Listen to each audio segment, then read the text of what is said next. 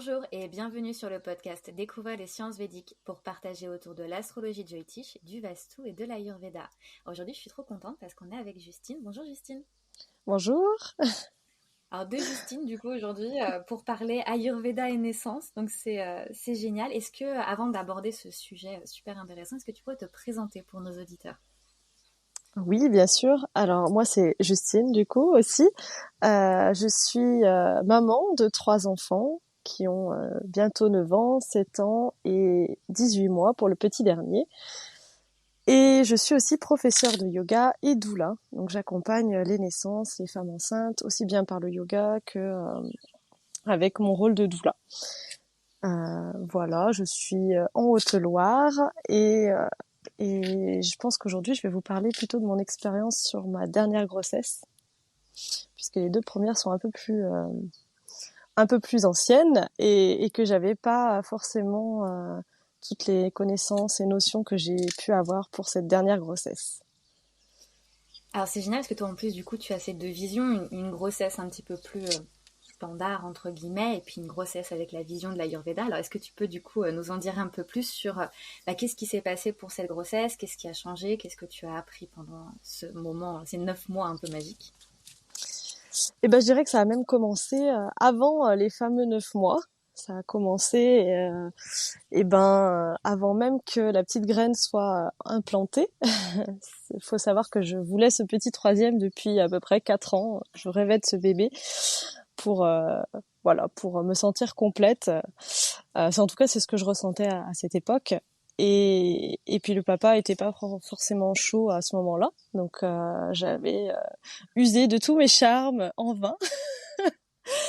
Et puis il a fini par se décider à un moment où moi j'avais finalement un peu abandonné. Et quelques mois en fait avant qu'on se décide à lancer le troisième, j'avais fait un rêve où la- le Christ, excusez-moi, c'est un peu particulier, mais c'est vrai, était descendu du ciel dans mon rêve pour me présenter un bébé. Et je lui avais demandé quelle était cette signification. Hein, les rêves, on va pas chercher des explications plus que ça, mais et il avait rigolé en me disant tu verras, surveille la date du 21 décembre. J'avais un peu oublié, j'ai continué ma vie. Et il se trouve que quand mon chéri a décidé que on fasse ce petit troisième, je suis tombée assez enceinte assez rapidement. Et quand j'ai fait mon écho de datation, la date de naissance approximative était dans un premier temps le 21 décembre et après le 24 décembre. Mais voilà, c'était vraiment voilà. Donc donc ça m'a fait quand même sourire et puis j'ai regardé un petit peu du côté de l'Ayurveda et j'ai découvert que l'âme du bébé rentre en contact avec ses parents pour signer un petit peu un contrat de venue sur Terre quelques mois avant finalement que la gestation débute. Et c'était moi le rêve était arrivé 3 ou 4 mois avant finalement de tomber enceinte, ce qui correspond complètement à ce petit cette petite rencontre entre les âmes. Donc j'ai découvert déjà en premier lieu voilà cette rencontre entre âmes qui se fait dans un autre niveau de conscience et d'énergie. Euh, et du coup, je l'ai expérimenté. C'était la première fois que je l'expérimentais, en tout cas que j'en avais conscience. Et voilà, c'était beau, c'était intense. Donc voilà pour C'est cette première. incroyable. Et est-ce que tu penses que est-ce que tu as fait quelque chose de particulier peut-être qui t'a permis, tu vois, d'avoir connexion avec cette âme? Parce que je pense que les mamans ou les futures mamans là qui nous écoutent, elles se disent ok, comment est-ce qu'on fait du coup pour avoir cette connexion? Alors sur le moment, je savais pas vraiment ce que j'avais fait de particulier. Euh, Après, j'avais tellement désiré ce bébé que j'avais fait beaucoup de prières aux dieux pour lever les obstacles, voilà, Ganesh, pour lever les obstacles qui m'empêchaient d'avoir ce bébé puisque monsieur ne voulait pas. J'avais essayé d'appeler cette petite âme dans mes prières.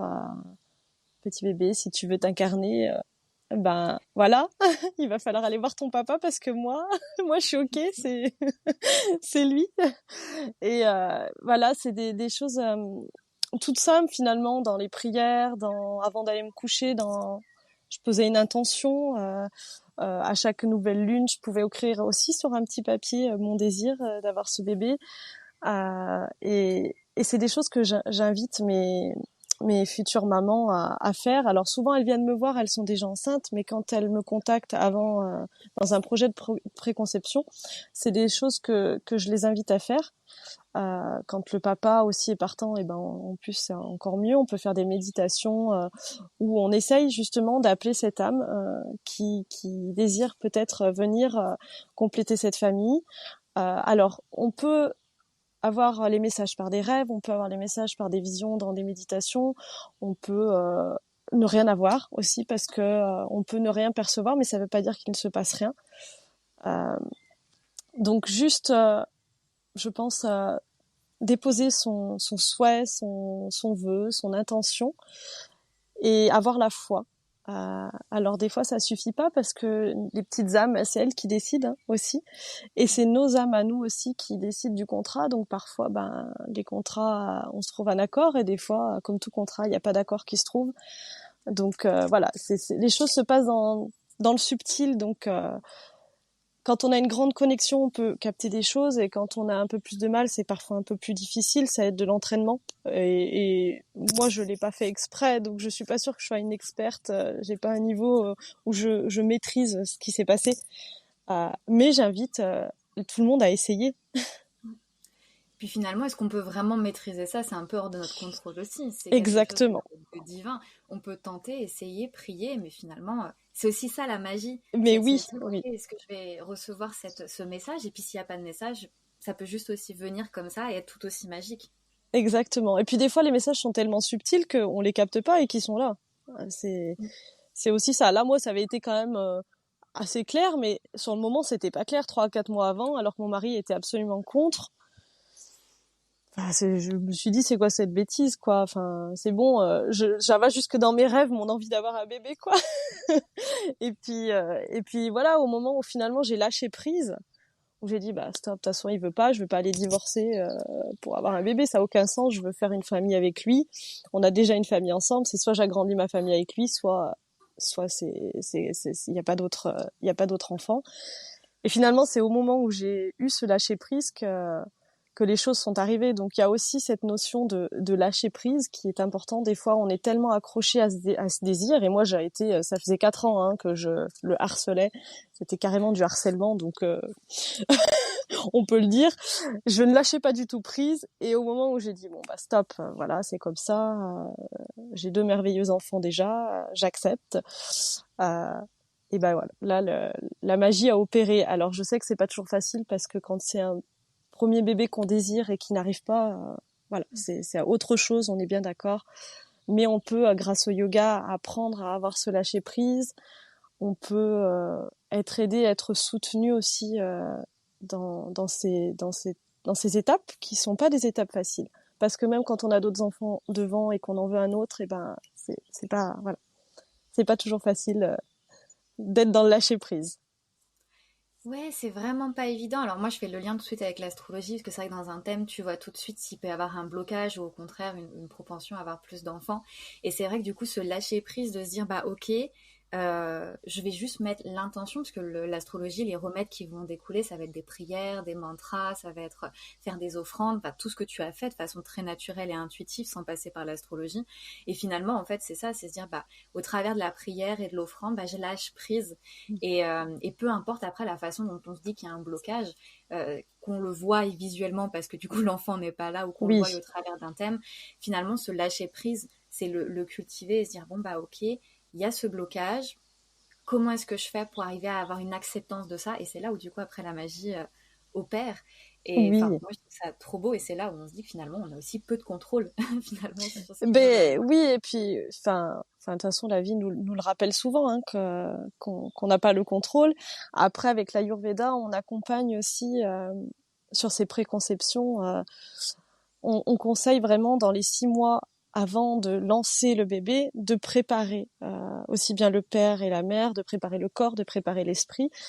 Et je pense que c'est fondamental à l'heure d'aujourd'hui. Alors autant moi je m'étais préparée, autant mon mari, lui, est complètement éloigné de tout ça, donc je lui impose pas les choses. Euh, et ça se fait quand même. Mais quand en plus on vient préparer le corps, l'esprit, l'âme des parents, euh, et ben les choses vont se faire de façon plus fluide et peut-être de façon plus douce. Donc vraiment, j'invite les couples à prendre soin d'eux en préconception et quand ils décident d'avoir un bébé, de prendre contact avec une personne aux alentours pour aller se faire masser, pour aller revoir leur alimentation, parce que l'alimentation joue énormément aussi sur la possibilité de tomber enceinte. On l'oublie parfois parce que la médecine a fait d'énormes progrès, mais l'alimentation déjà a un énorme rôle et va beaucoup aider. Et même si on est dans un parcours, par exemple PMA, ça a été le cas d'une amie, l'alimentation va être essentielle. Donc ça, tout ça, l'Ayurveda soutient les couples, les femmes dans ce processus par l'alimentation, par le massage, par la méditation, par les chants de mantra, par tout plein de choses qui sont magnifiques et qui amènent à une autre dimension. Et c'est vrai que le fait que tu soulignes l'alimentation, c'est super important. Par exemple, pour faire le lien avec l'audioitige, souvent nous on voit en maison 5, on voit une affliction des enfants. Et c'est vrai que cette maison 5, c'est ça l'associé au foie, le foie qui est l'organe qui détoxifie des hormones. Et donc forcément, si on a une affliction ici, forcément on peut avoir des soucis de conception. Et l'Ayurveda le voit tout de suite. Et quand tu fais ce lien avec l'Ayurveda, tu te dis, tiens, il faut que j'ai une alimentation riche en magnésium, en vitamine B, B9, B6, B12. Et là, tu te dis, oui, c'est ça qui va m'aider à vraiment, tu vois, s'engager aussi dans un chemin de purification du corps pour dire, voilà, c'est ça. Je me nettoie pour pouvoir accueillir un être. Oui, c'est vraiment ça, oui. Je trouve que c'est magique et tout ce processus que tu engendres au niveau du corps physique et puis après au niveau de l'esprit, c'est ça qui te permet aussi peut-être d'être en connexion avec l'enfant. Peut-être que toi, c'est ce que tu as ressenti, le fait d'avoir peut-être t'être tourné, en tout cas vers l'Ayurveda, ça t'a peut-être permis aussi de recevoir ces messages un petit peu plus tôt avant l'arrivée du bébé. Eh ben, je pense que oui. J'avais ouvert tous mes canaux, hein. Tous mes canaux, je sais pas comment on dit, mais dans ce cas-là, mais voilà, j'avais tout ouvert hein, et j'étais prête à recevoir les messages. Après, ça arrivait aussi à une période au niveau énergétique il y avait beaucoup d'ouverture, où les voiles entre les différents mondes étaient assez fins. Donc, je pense qu'aussi ça a facilité l'arrivée du message. Ma foi aussi dans tout ça a aidé. Et puis oui, l'Ayurveda, d'avoir pris conscience que je devais prendre soin de moi, de mon corps, de mon esprit, de mon âme, ça rend plus lumineux et ça attire forcément les petites âmes aussi à venir. Après, au niveau de l'Ayurveda, ça a aussi un impact pour le reste de la grossesse et pour le postpartum qui va être essentiel.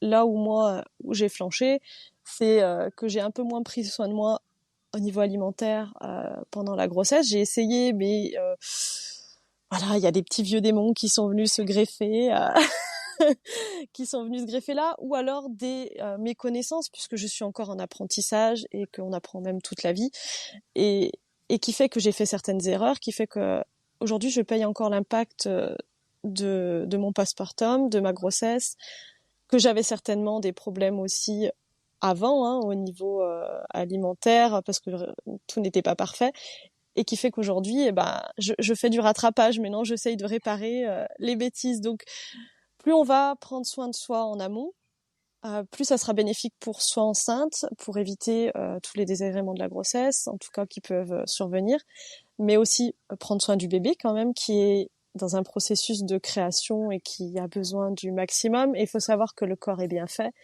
et que le bébé, il aura toujours ce qu'il lui faut. C'est-à-dire que ça va aller puiser dans la mère.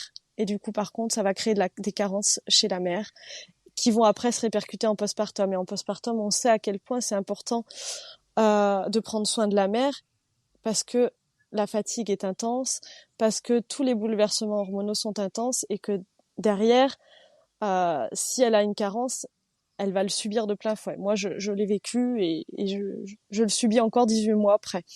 Donc, prenez soin de vous, mesdames et messieurs, prenez soin d'elles. Et du coup, est-ce que tu aurais peut-être quelques conseils, tu vois, parce que c'est vrai que prendre soin de soi, ça peut englober tellement de choses. Mhm. Est-ce qu'il y a peut-être des petits trucs tout simples, tu vois, qu'on peut mettre en place?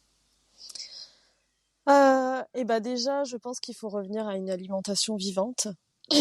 Déjà la base. Je donnerai pas de conseils plus détaillés parce que en Ayurveda, il faut voir en fonction des constitutions de chacun. Et en plus, je mêle aussi la naturopathie à tout ça. Parce qu'on n'a pas les mêmes plantes qu'en Inde, on n'a pas les mêmes aliments qu'en Inde, et il faut s'adapter aussi au régime alimentaire qui est le nôtre. Parce que notre corps n'est pas habitué aux épices, à tous les aliments qui viennent d'Inde. Donc il faut adapter l'Ayurveda à notre mode de vie, à notre alimentation. Donc ça, vraiment, j'invite les gens à se rapprocher d'un thérapeute près de chez eux en Ayurveda, ou même un médecin ayurvédique, un conseiller de vie alimentaire. Enfin, il y en a un peu partout maintenant. Euh, à aussi s'informer par eux-mêmes, parce qu'on peut apprendre beaucoup de choses par soi-même. Si on n'a pas les moyens d'aller prendre une consultation, on peut en prendre juste une pour faire le point et après aller aussi chercher les informations par soi-même. Donc l'alimentation vivante, pour moi, ça c'est essentiel. Revenir à des aliments de base, euh, éliminer au maximum tout ce qui est qu'on prend des j'ai perdu le nom, mais tout ce qui est des conservateurs, enfin tout ce qui vient de l'agroalimentaire finalement est mauvais. Euh, Parce que tout ce qu'il y a dedans est mort, et en plus on rajoute de la chimie qui va être forcément néfaste. On s'en rend compte aujourd'hui, hein, la science nous le confirme. Donc on le sait, mais ça fait du bien des fois de se le rappeler. Moi la première.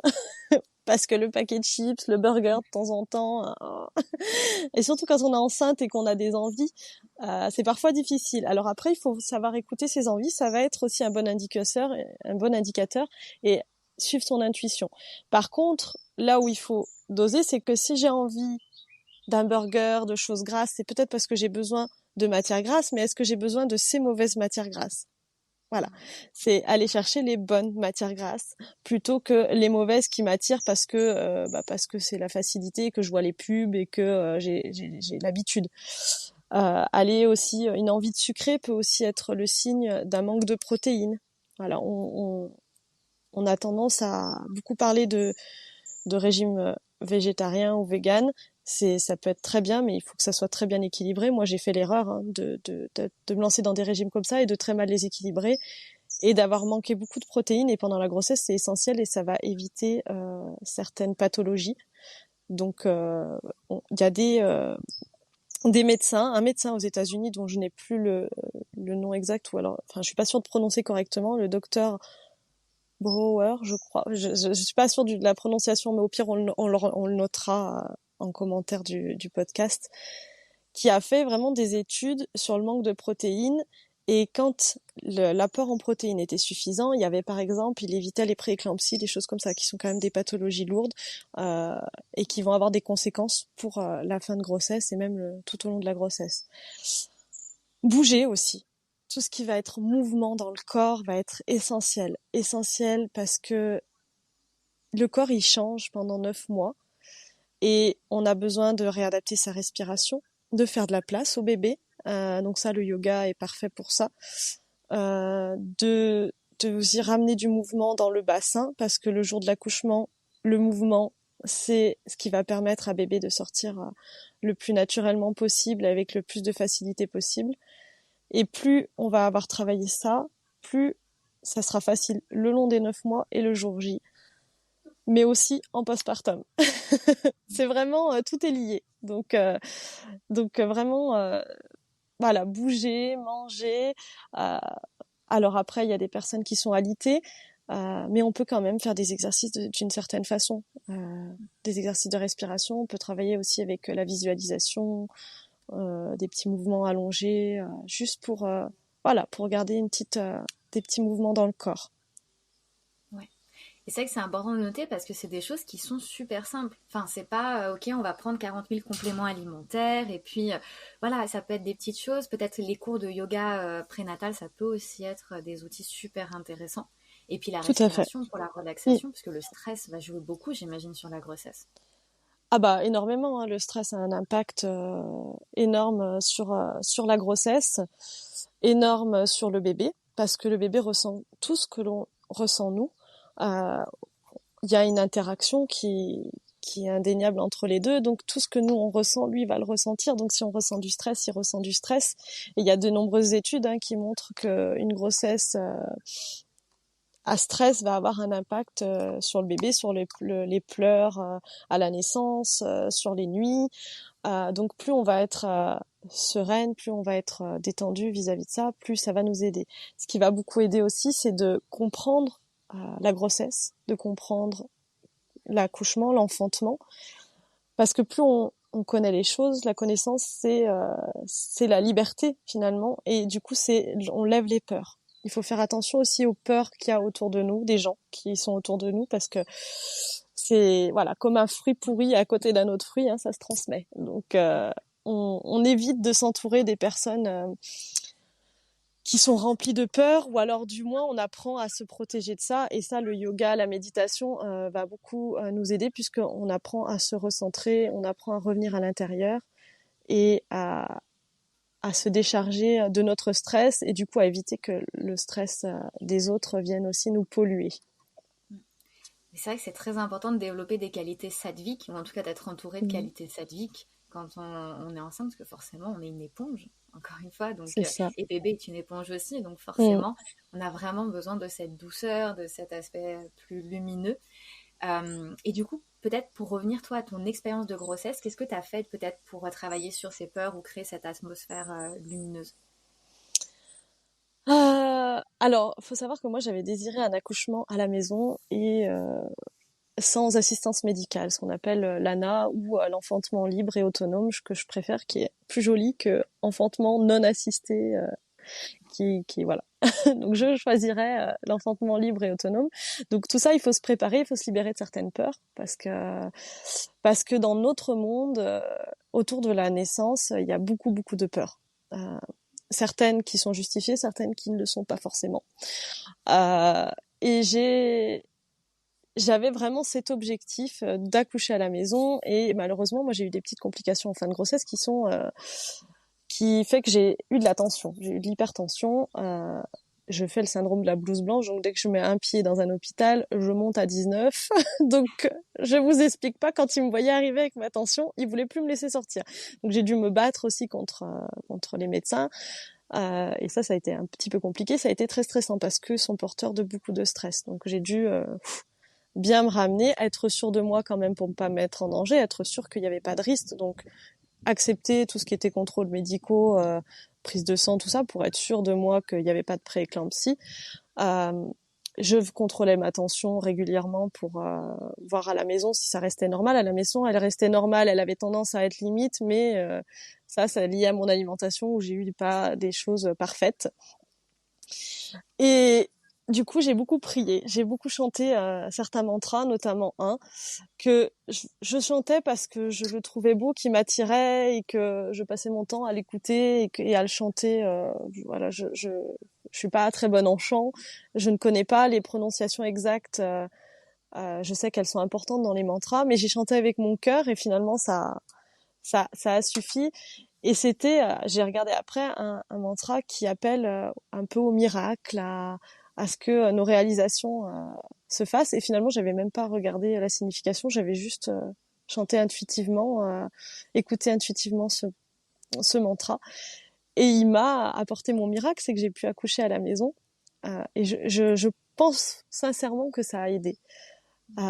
Et j'en ai fait l'expérience aussi avec une amie qui a eu une grossesse très compliquée, puisque elle a été à la limite de l'avortement médical. Finalement, les médecins, pour eux, il n'y avait aucune chance, ce bébé était pas viable. Et je lui ai transmis ce mantra qui est Guru Guru Wae. Alors je suis très nulle, et en plus je suis hyper pas à l'aise avec ça, mais on vous le transmettra. J'ai de très bons liens de chanteuses qui le chantent magnifiquement bien. Et, et elle a chanté ce mantra et puis un miracle est apparu. Hein. Le petit bébé va bien. Aujourd'hui, il est né et il est parmi nous et il va bien. Et du coup, voilà, pour moi, c'est un mantra qui a été miraculeux.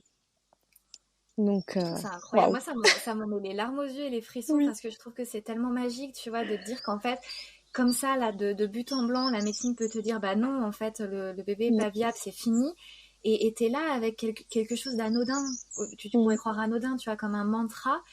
Et finalement, tu vois, ça porte la vie, quoi. Le chant porte la ouais, vie. Et peu importe, en fait, parce que c'est vrai que moi, souvent, en consultation, on me dit, oui, mais je prononce pas bien les mantras. Mais on s'en fiche, vraiment. ouais. Ce qui compte, c'est Quand c'est comment fait on avec le cœur, c'est ça.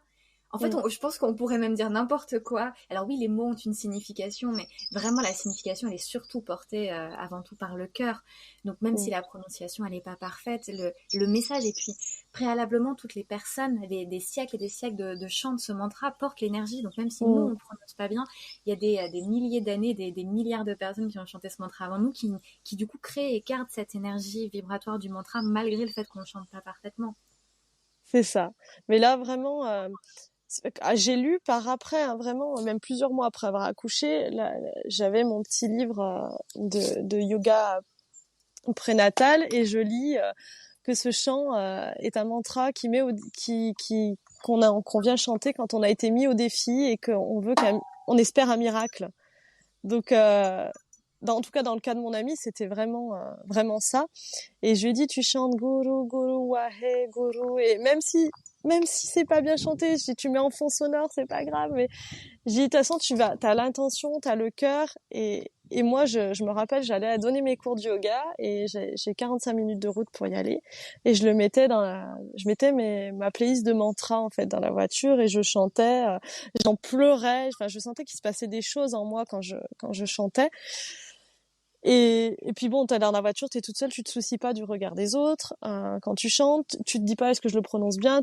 J'étais voilà, comme quand on va chanter du Whitney Houston en yaourt dans notre voiture, j'étais à fond et je marquais mes petites intentions sur mes papiers à chaque nouvelle lune. Je veux accoucher à la maison d'un bébé en bonne santé, que je sois en bonne santé. Et je le mettais sous ma petite statuette de Ganesh, de Shiva. J'allumais ma petite bougie et j'avais la foi que ça allait arriver et c'est arrivé. Alors, je dis des fois, ça peut ne pas marcher, on est d'accord, hein, mais, euh, mais des fois, il y a des miracles qui arrivent et on a des outils, enfin, en tout cas, pour essayer de les amener.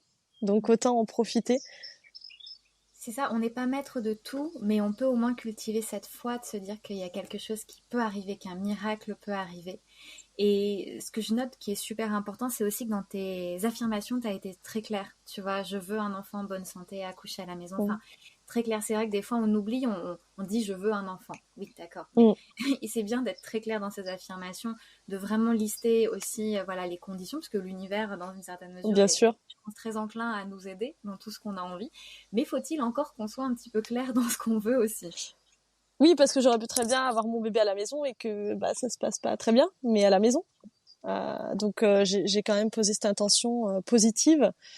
Après, il faut savoir que là où on maîtrise pas tout, c'est que justement quand on signe le contrat entre âme de papa, maman, bébé, le bébé choisit aussi ce qu'il est venu vivre dans son incarnation. S'il est venu vivre un accouchement par césarienne, s'il est venu vivre un accouchement où il décide de pas venir à la vie, ou il y a certaines petites âmes qui voilà, qui viennent vivre ça. Pour nous, dans la matière, c'est dur à accepter. Euh, mais c'est ce que eux sont venus vivre et c'est ce qu'ils avaient signé dans le contrat entre nos âmes. Et ça peut aider parfois les parents de, de savoir ça, d'avoir foi en ça, parce que ça déculpabilise un petit peu aussi.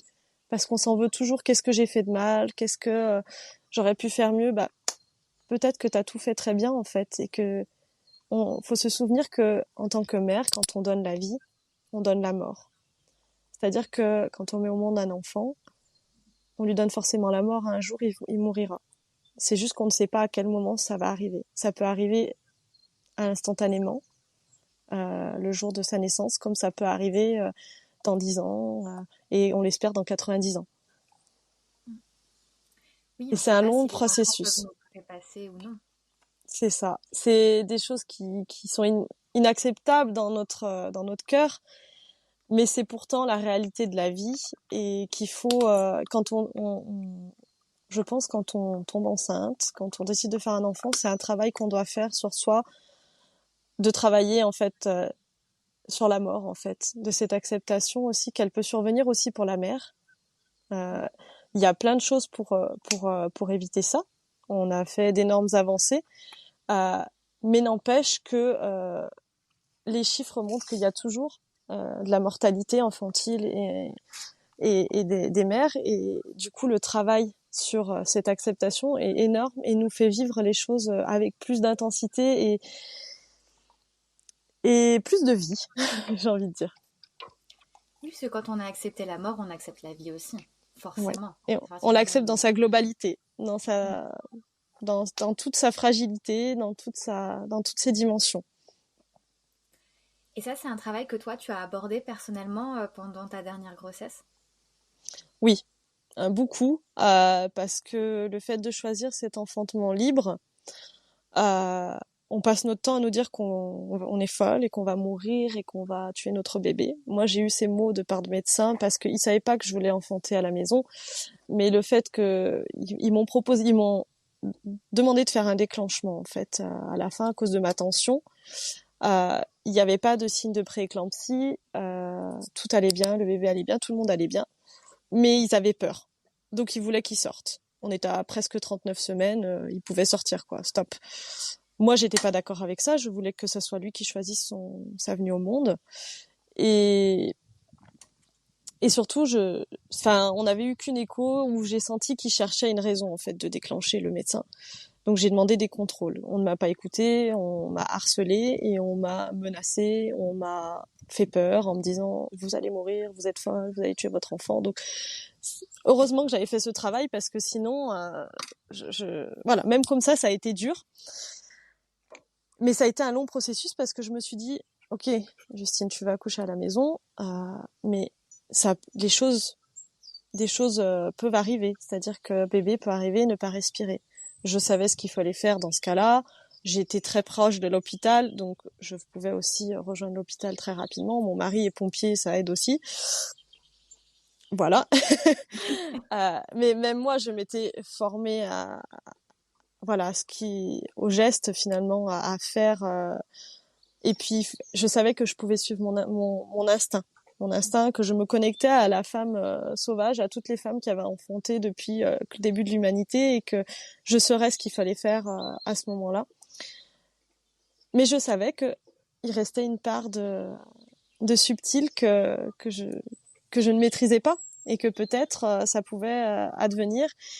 Et même si je le disais pas autour de moi parce que c'est des choses qui ne sont pas audibles, je savais que potentiellement la mort elle pouvait être là. Donc c'était pas ce que je souhaitais mais que c'était un fait qui pouvait arriver. C'est important d'en avoir conscience, surtout quand on a une démarche comme ça d'enfantement en autonomie, libre. Et Mm. moi, ce qui a vraiment résonné dans ce que tu as dit, c'est la violence médicale que tu as subie. Bien que la science ait fait énormément de progrès et qu'on sauve des vies à l'hôpital, etc., il y a aussi toute une violence qui est subie de la part des femmes qui décident d'enfanter à domicile. Il y a aussi une violence Mm. que les sages-femmes subissent, notamment en acceptant de procéder à des accouchements à domicile. Est-ce que toi, tu peux peut-être nous raconter un petit peu ton expérience, ou en tout cas, tu vois, peut-être comment est-ce qu'on peut réagir aussi quand on fait face à ces situations-là qui ne sont pas évidentes? Alors, je peux vous partager mon expérience dans un premier temps et après, on va rebondir parce que c'est un sujet tellement vaste et il n'y a pas une réponse. C'est du cas par cas, en fait, déjà. Ça va être du cas par cas. Dans mon cas, je savais que ma tension était grandement liée au stress parce que j'avais tellement peur d'avoir de la tension pendant cette grossesse qui m'empêche d'avoir mon accouchement à la maison que je me la suis provoquée. J'en suis entièrement convaincue.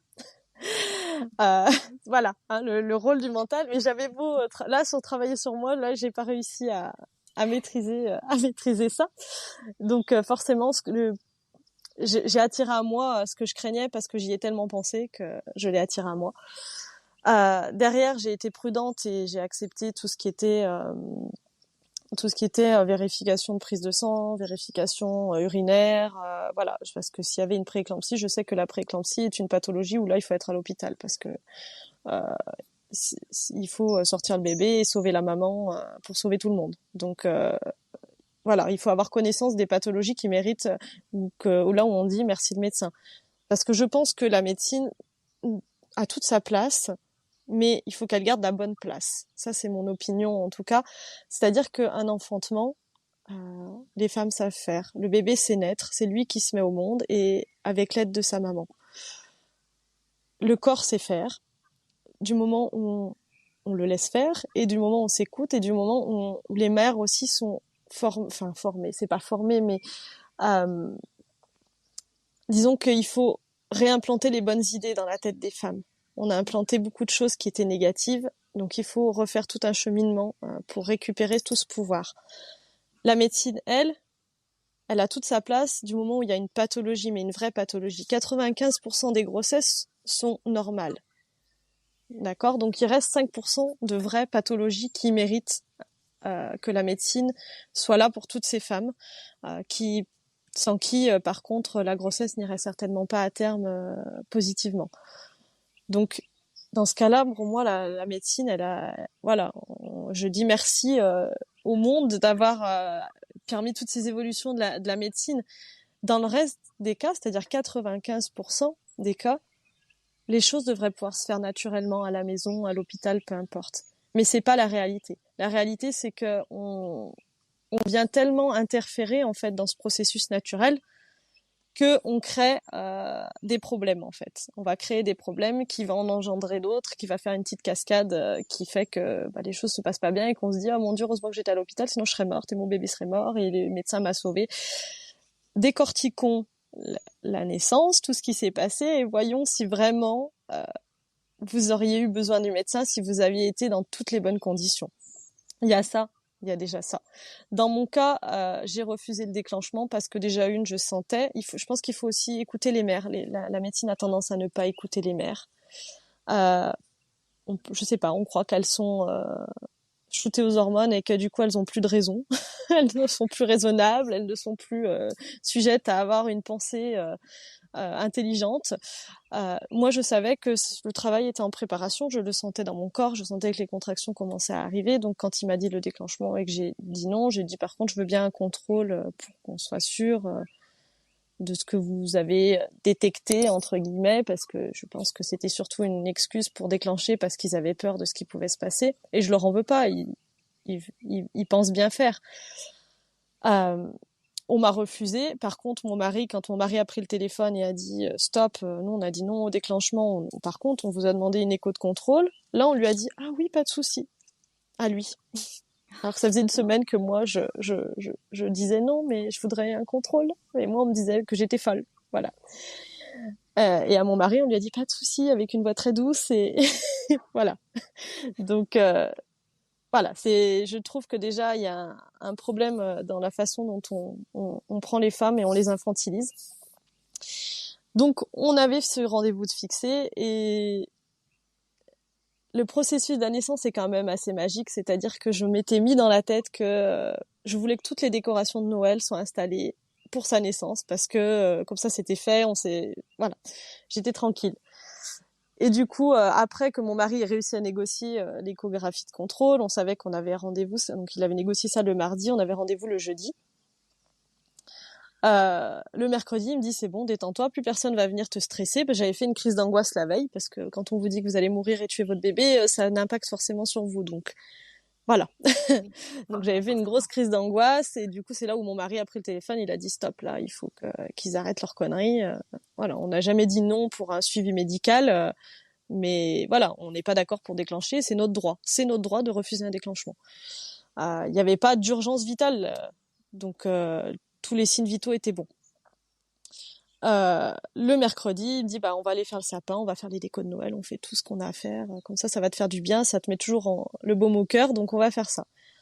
On a fait ça. Le mercredi soir, je me souviens avoir posé les mains sur mon ventre et avoir fait un souffler de soulagement et avoir dit bébé, maintenant tu peux sortir quand tu veux parce que demain je vais à la clinique et là je sais pas si je vais pouvoir sortir. Donc je lui ai parlé, je lui ai dit si tu veux naître à la maison, si c'est ton choix, Il faut que tu arrives avant le rendez-vous de demain. Sinon, peut-être que ton choix, c'est de naître à l'hôpital et d'être déclenché. Dans ce cas, on fera ça. Enfin, voilà.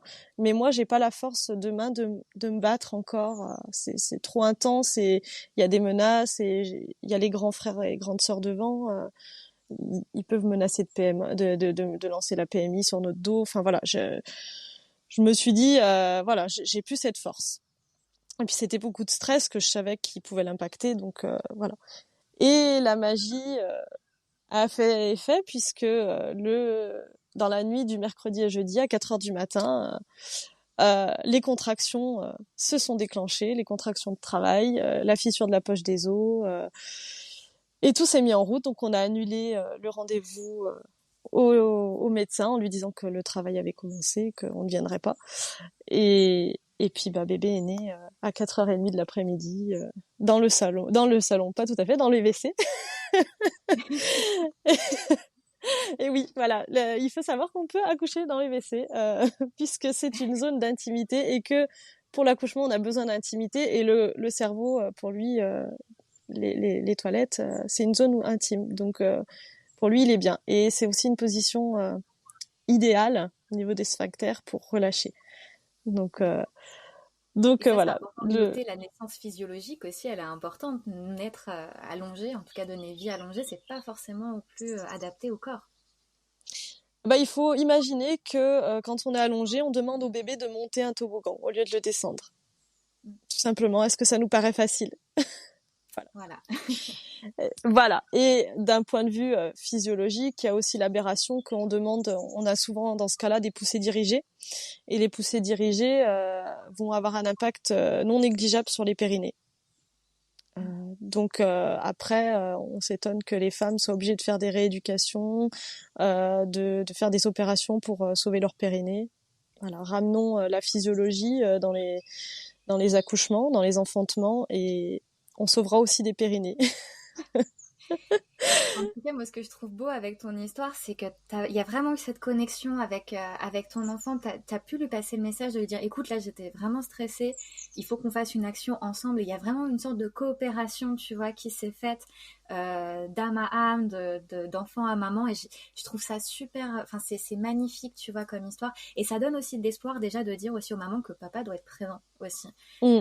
L'importance du père dans l'accouchement, mais aussi dans toute la phase de grossesse. Déjà, pour dealer avec les médecins qui n'ont pas l'air très coopératifs avec les femmes. Et puis aussi pour le soutien, tu vois, le fait qu'il était là pour les décos, pour te sortir l'esprit, tu vois, de ce stress. Enfin, vraiment, souvent, on dit l'accouchement, c'est la femme, mais le père est aussi super présent et doit être présent. Ah il est essentiel. Hein. C'est pour moi, c'est le gardien. C'est vraiment c'est le protecteur, le gardien, et mon mari a joué tout son rôle. Je lui ai dit d'ailleurs, merci parce que, enfin, sans lui, j'y serais pas arrivée. Il a vraiment gardé l'espace, aussi bien le jour de l'accouchement, mais avant finalement, quand les choses ont commencé un petit peu à être compliquées, où ça m'impactait beaucoup trop, et stop, il a pris le relais. C'est lui qui a fait contact avec les médecins, avec les sages-femmes, avec l'hôpital, pour euh, pour temporiser les choses. Je pense en plus que la posture d'un homme, finalement, qui n'est pas imbibé d'hormones, et apparemment dans le monde patriarcal dans lequel on vit, ça passe mieux. Donc autant jouer avec les armes que l'on a. Et ça a été le cas aussi en postnatal finalement, parce que quand j'ai accouché, j'ai dû descendre à la maternité parce que j'avais fait monter ma sage-femme qui ne devait plus me suivre et qui ne devait pas être là pour l'accouchement, mais j'ai eu besoin d'elle sur la phase de désespérance qu'on appelle la petite phase où on est en plein doute et là où papa n'a pas su me rassurer suffisamment parce que lui aussi il avait des doutes et c'est humain. Et du coup, elle est arrivée, bébé sortait, mais du coup elle était là. Et du coup, pour la protéger elle, j'ai dû descendre à l'hôpital parce que sinon elle aurait pu avoir des ennuis. Donc ça a été la négociation avec l'hôpital. Ok, mais elle descend. Et après, ça a été la négociation pour ressortir de l'hôpital. Donc de signer des décharges. Et pour éviter justement que ça m'impacte trop, là c'est mon mari qui a pris aussi le relais. Il est parti avec le bébé voir le pédiatre et faire le nécessaire pour qu'on puisse sortir sans que moi enfin il savait que sinon moi il m'a dit t'aurais pété un câble et t'aurais voilà, ça serait pas forcément bien passé. Donc les papas ont toute leur place et ont même peut-être une des places les plus importantes. De toute façon, c'est un trio, hein. C'est la maman et le bébé pour la mise au monde, mais autour de maman et bébé, il faut garder l'espace, il faut protéger cet espace, et même quand c'est à l'hôpital, euh, parce que tout le monde, alors je pense que physiologiquement, toutes les femmes, en tout cas les 95% des femmes peuvent accoucher à la maison, mais à l'heure actuelle, si on n'a pas fait ce travail sur soi, on peut pas accoucher à la maison, il faut être à l'hôpital pour être en sécurité, parce que si dans notre esprit, l'endroit sécuritaire, c'est l'hôpital, c'est là-bas où il faut être. Si l'endroit sécuritaire pour enfanter, c'est à la maison, il faut être à la maison. Et si on choisit l'hôpital, la maternité, le papa, il a aussi tout son rôle de gardien. C'est-à-dire que il sera gardien de cet espace, si la maman a besoin d'intimité, s'ils ont des questions à poser, plutôt que de sortir maman de sa bulle qui risque de ralentir ou arrêter le travail, ça peut être papa qui répond, vérifier que le consentement est bien demandé pour tout acte médical, toutes ces choses que la maman, elle est dans une autre dimension. Euh, Elle est entre les mondes, hein. Au moment de l'accouchement, on n'est plus dans la réalité, on n'est plus totalement dans la réalité. On est dans la matière, mais on est un petit peu aussi dans l'au-delà. On va chercher cette petite âme du bébé pour la faire venir. Et, et du coup, enfin, les femmes qui ont vécu ça, moi je l'ai vécu, on est dans un brouillard. Enfin, moi j'étais dans un brouillard, c'est-à-dire que vraiment, c'était flou. C'était le brouillard le plus total. J'étais consciente de ce qui se passait, je savais où j'étais, mais je me sentais en même temps ailleurs. Je me rappelle pour mon premier accouchement, parce que j'ai vécu aussi un accouchement à l'hôpital, mais sans péridurale, donc j'ai quand même vécu ça, d'avoir cette sensation de décorporation et de dire à mon mari, d'avoir l'impression d'avoir fumé 10 joints, quoi. J'avais l'impression d'être défoncée complet. Quand on en parle, tous mes souvenirs sont flous. Donc il y a vraiment cette dimension euh, de deux mondes, de connexion entre deux mondes, et pour que ça se passe bien, il faut garder cette protection pour la maman. Et c'est important parce que la femme subit beaucoup d'interventions. En tout cas, elle peut subir des interventions à l'hôpital.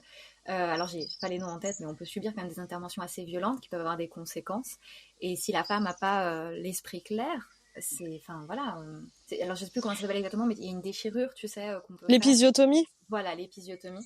Et effectivement, ça peut avoir des conséquences. Et quand on est dans ce brouillard-là, comment est-ce qu'on peut prendre une décision éclairée et Bien sûr. consciente? C'est très compliqué. Et le problème, c'est qu'on le fait, on impose cette intervention chirurgicale à beaucoup de femmes qui n'en auraient pas besoin, ou en tout cas qui pourraient prendre une autre décision. Et c'est clair que quand on est dans cette dynamique d'enfantement entre deux mondes, on peut pas être au clair, et beaucoup de fois on a besoin de faire un rappel sur ok, qu'est-ce qu'on veut vraiment, quel a été le projet de grossesse. Et c'est malheureux, mais voilà, c'est vraiment très important de devoir retravailler ses limites à chaque fois avec l'hôpital. Eh ben oui, parce que la loi est très claire, hein. Il faut un consentement libre et éclairé. Pour avoir un consentement libre et éclairé, il faut avoir toutes les données en main. Sauf que quand la femme est entre ces deux mondes, elle n'est pas en capacité de réfléchir, d'analyser et de prendre une décision.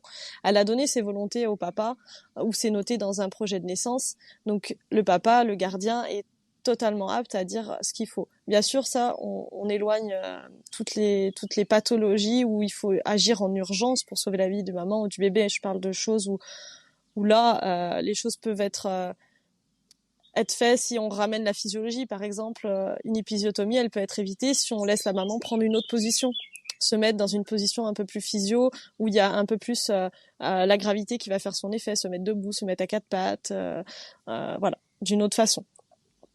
Donc voilà, vraiment c'est important, et le papa, il a été là pour signer le contrat d'âme, hein, donc il a aussi tout son rôle à jouer dans cette venue au monde. C'est important de lui laisser sa place et de lui permettre d'être là, et oui, qu'il prenne sa place, il doit être présent, c'est important. Et en Ayurveda, tout ce qui est préconception, on recommande des panchakarma, donc des soins qui sont faits aussi bien en massage, en alimentation, en préconception et qui sont faits aussi bien sur la maman que sur le papa. D'où c'est le trio, hein. Voilà, on fait pas un bébé toute seule. Donc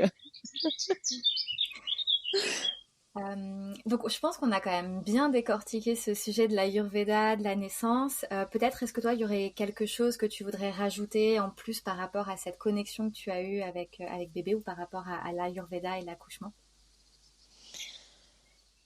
moi, je pense qu'il faut vraiment que les femmes retrouvent leur pouvoir et qu'elles aillent le chercher, qu'elles attendent pas qu'on leur le rende. Il va falloir aller le chercher.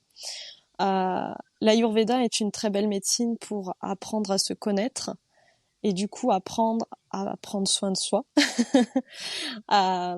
qui va donc être un enjeu aussi bien en prénatal qu'en postnatal que pendant la grossesse. Et après, allez chercher des ressources autour de vous. Vous avez du monde pour vous aider, des doulas, des thérapeutes en Ayurveda qui peuvent vous accompagner dans ce processus. Et même si votre choix est d'aller donner naissance à la maternité, vous avez le droit de prendre votre plein pouvoir, quel que soit notre choix de naissance, et de travailler cette connexion à son intuition, reprendre ce pouvoir à l'intuition. On a tous cette petite voix en nous, on l'a tous expérimenté une fois, où on s'est dit tiens, avoir une petite intuition pour quelque chose et que ça se confirme derrière. C'est avoir une petite voix qui nous dit quelque chose, nous dit non, on la traverse pas, par exemple. Et puis on se rend compte qu'heureusement qu'on n'a pas traversé parce qu'il y a un camion qui est arrivé. Ça, c'est tout des petites connexions qu'on expérimente et qui se travaillent aussi, beaucoup avec la méditation, beaucoup avec la connexion avec le divin. Le chant des mantras aussi va beaucoup nous aider pour ça.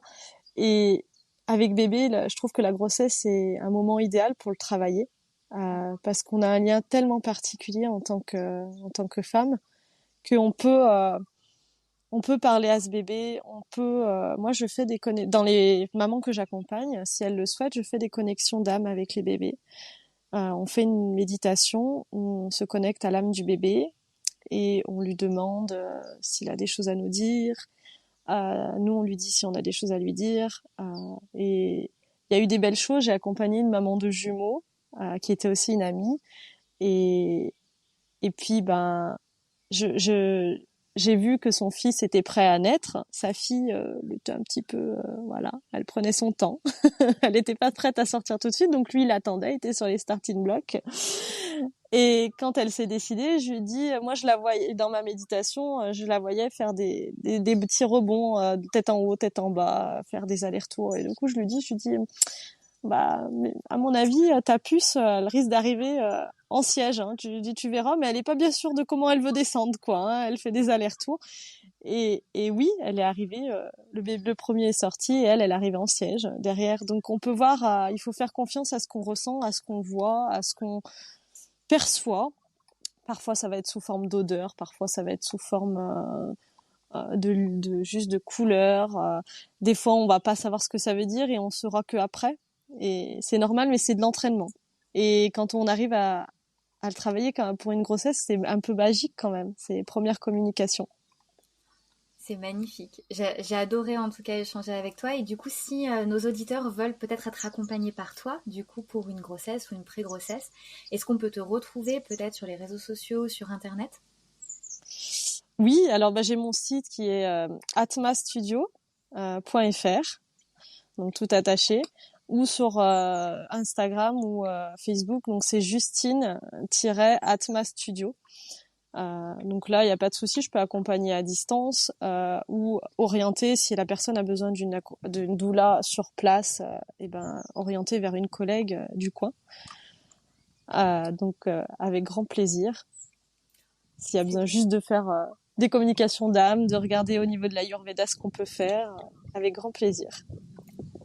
C'est génial. En tout cas, moi, j'ai adoré parler Ayurveda, accouchement et connexion d'âme avec toi. C'était génial et je pense que nos auditeurs, ils ont adoré aussi.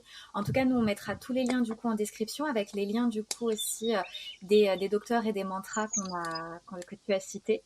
Du coup, comme ça, vous avez toutes les informations en barre de description. Et puis, Justine, merci beaucoup d'être venue sur le podcast. C'était vraiment Merci à toi.